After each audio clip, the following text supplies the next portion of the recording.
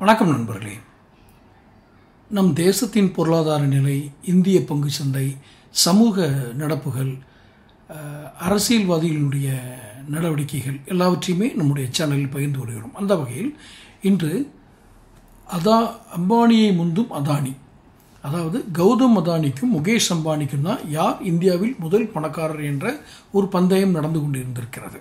அது நமக்கு தெரியாது, செய்தி ஊடகங்கள் வழியாக நாம் அறிந்து கொள்கிறோம். அதில் இப்போது அதானி முந்திவிட்டார்.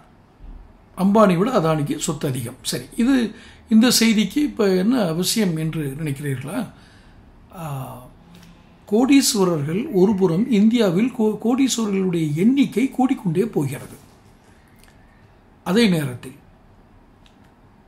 இந்தியா இனி வறுமை தேசமா என்று நாம் ஒரு கேள்வி எழுப்போம் என்றால் ஆம் என்று தான் சொல்ல வேண்டியிருக்கிறது. காரணம், இந்தியாவினுடைய குழந்தைகள், 5 வயதுக்கு உட்பட்ட குழந்தைகள், அந்த ஒரு குழந்தையினுடைய முதல் 5 வருடம் என்பது ஊட்டச்சத்துக்கள், மற்றொரு அவர்களுக்கு அந்த 5 வயதுகளுக்கு உடல் வளர்ச்சிக்கான உணவுகள் கிடைக்க வேண்டும். ஆனால் 2024ஆம் ஆண்டுக்கான குழந்தைகள் ஊட்டச்சத்து அறிக்கை, சைல்டு நியூட்ரிஷன் ரிப்போர்ட், இந்தியாவில் 5 வயதுக்குட்பட்ட குழந்தைகளில் 40% பேர், குறிப்பாக கவனித்துக் கொள்ளுங்கள், 40% பேர் ஊட்டச்சத்து வறுமையில் வாழ்கிறார்கள்.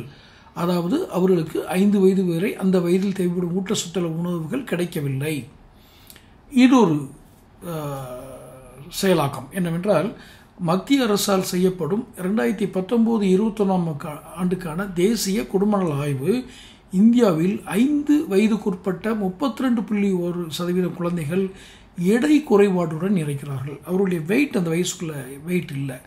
அப்போ இது ஒரு உணவு பற்றாக்குறையை காட்டுகிறது. அடுத்து 81.35 கோடி ஏழைகளுக்கு பிரதான் மந்திரியுடைய கரீப் கல்யாண் அன்ன யோஜனா அப்படிங்கிற ஒரு திட்டத்தின் கீழே இலவச உணவு தானியங்கள் வழங்கப்படுகிறது.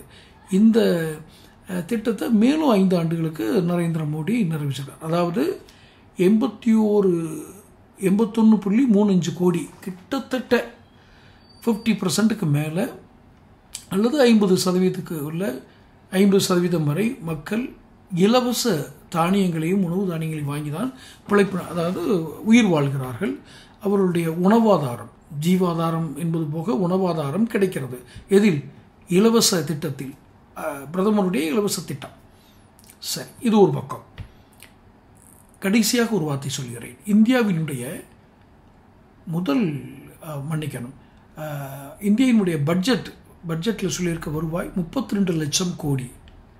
இந்த 32 லட்சம் கோடி என்பது இந்தியாவில் 8 பணக்காரர்களிடம் 8 பணக்காரர்களுடைய சொத்து மதிப்பு.